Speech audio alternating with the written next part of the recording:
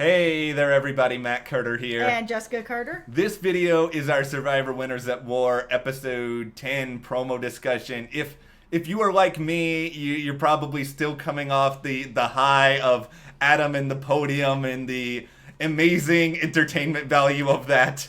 It was so good. It was so we have Chaotic, good. I think we talk about it for like a solid 7 minutes in the reaction that we did tonight. So Yeah, it was so entertaining. It was so entertaining for everyone. I mean, you see everyone on the jury is all just like laughing and smiling. Like, it was crazy. yeah, the reaction tonight is all you need for podium discussion and also people falling at the immunity challenge. So we highly suggest. And a Batman impression. Oh, no, let's not hype that up. That was not good. My Batman is not good. Okay. It's still in there in case you're interested. If you do like this preview, be sure to give us a like, subscribe to the channel, and ring that notification bell so you don't miss any other updates. All right, so let's set the table here. We have 10 people left in the game. And of those 10 people, it seems like 8 of them are kind of the majority. Yeah. We have the Tony, Jeremy, Tyson, Ben, those 4 dudes, or the ladder lads. The ladder lads. As you have coined them. And they are, I don't want to say they're running the game. They're still not a majority, but No, they have a little bit of power. they do. And then you have Sarah, you have Sophie, you have Kim. It seems like they are kind of a group of 3. Yep. And then you have Denise, who I don't exactly know how she sort of factors into this. And I don't know how she's still here. I mean, I thought for sure once she didn't have immunity, she'd be gone. Here she is. And yeah, she is factoring into this. She's seemingly in an okay spot. I don't get it, but maybe this is why Denise is such a good player, because she has somehow willed these people to want to keep her, even though she did the biggest amazing. Mortal Kombat finishing move of the season. She's a boss. Yeah, and so, all right, so on the outside, we have now Michelle and Nick, and, you know, I don't think I covered, I mentioned this enough in the reaction that, as entertaining as some of Nick was in this episode, I don't always think it's a great idea to basically be so, like, angry and just like openly cranky about how everyone else is playing the game all the time, or he is just sort of like, I'm here to play, guys, why is nobody here with us? Like, criticizing everyone else's game publicly, not always a great Survivor move. No, it's really not. And he is pretty vocal, a little too much vocal. Nick is underrated. I think one of the most just like temperamental survivors after a move does not go his way. Like, he was like this in David versus Goliath all the time. You get really mad when things didn't work out, Yeah. but somehow, you know, his temper doesn't really work against him. No, it doesn't. I mean, we saw Wendell being kind of crabby and he got kicked. Yeah, Nick is okay, question mark. I mean, it seems like he's still got some votes against him. He's not doing great. Yeah, but I mean, now going into this next episode, it does feel like we've got Nick and Michelle on the outs of the numbers. So even though Michelle does have this coin flip advantage, I say quote because it feels like it's just all luck. It is all luck. Like, this could go completely either way. I think the biggest question now at this point is sort of, if you are in that sort of 8-person group, let's just say hypothetically you are Denise and you're thinking, oh, it's pretty clear I'm number 8 in this group. Maybe she's not number 8, maybe she just but maybe she's going to be like, maybe I need to form my own majority, and maybe I need Nick and Michelle in order to do this. And the question is, do you go for the easy move and try to take out Nick, or do you do the complicated move?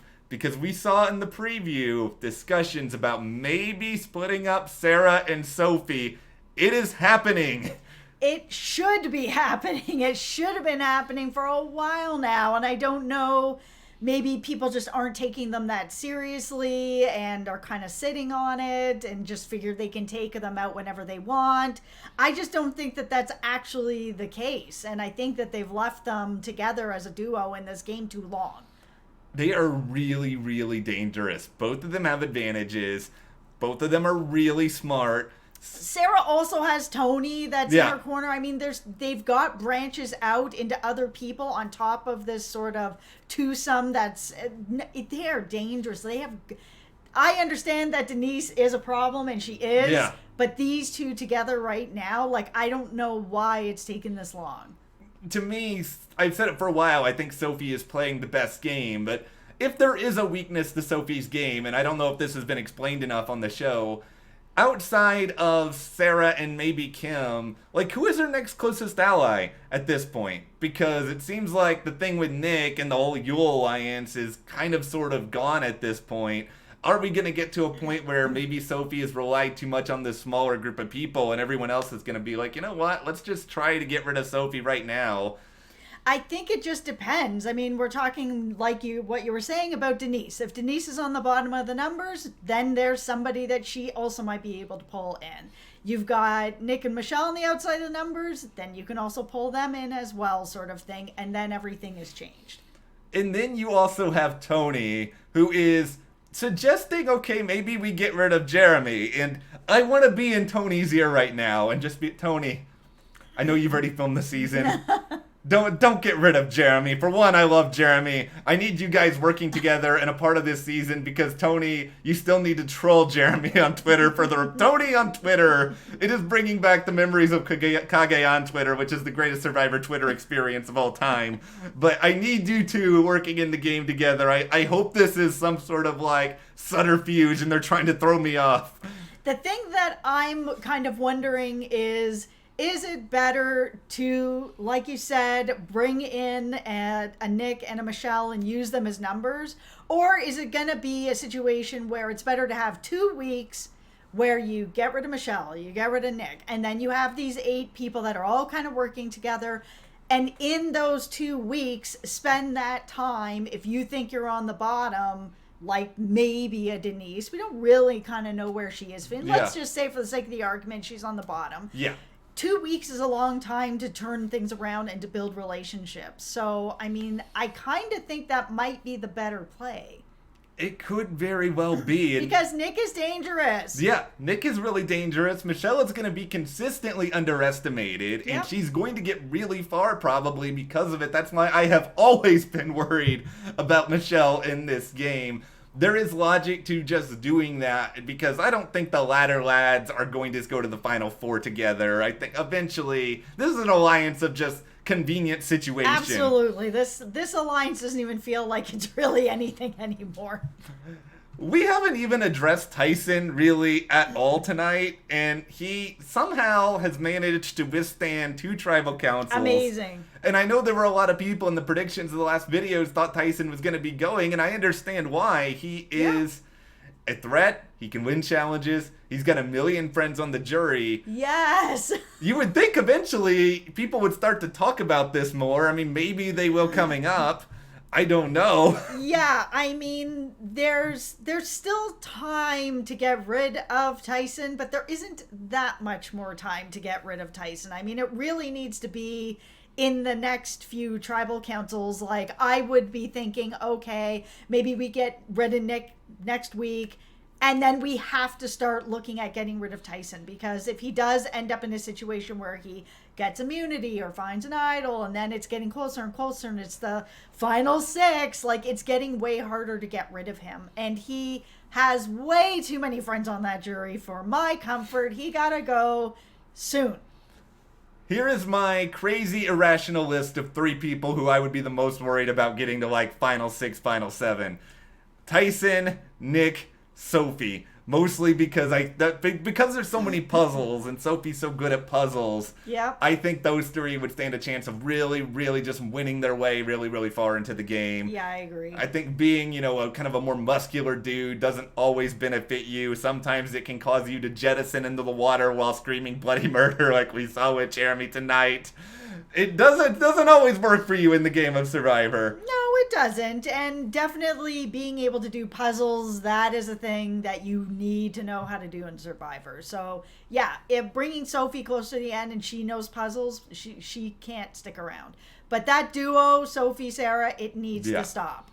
The other thing that's really kind of on my mind here, and you can correct me if I'm wrong in the comments, but I believe Jeremy's idol, it's probably going to be expiring very, very... Not idol, his advantage. The peace out advantage. Peace out advantage. He's going to have to say peace out to it pretty soon, if I remember correctly. So, it's possible that Jeremy might be a target in this episode, and he might just get up and leave halfway through it, and then nobody can get rid of him at that point. It's kind of amazing that he's been sitting on this advantage for so long and has never felt the threat to have to use it. He is in a really good position. He is playing the game very well to not even feel even a whiff of a threat to have to use this. That has been one of the... It is really amazing. It's one of the crazier narratives of this season, right? Because I think we are so used to a lot of advantages and stuff all the time. Other than the big Denise move and Adam trying to get an advantage that didn't exist tonight, everyone else is just sitting on their stuff. Yeah. Like, we're not really seeing a lot of plays. I think just like, though, the floodgates were sort of open tonight with the let's all roam around and whisper while Ben and Adam scream at each other tribal. Crazy.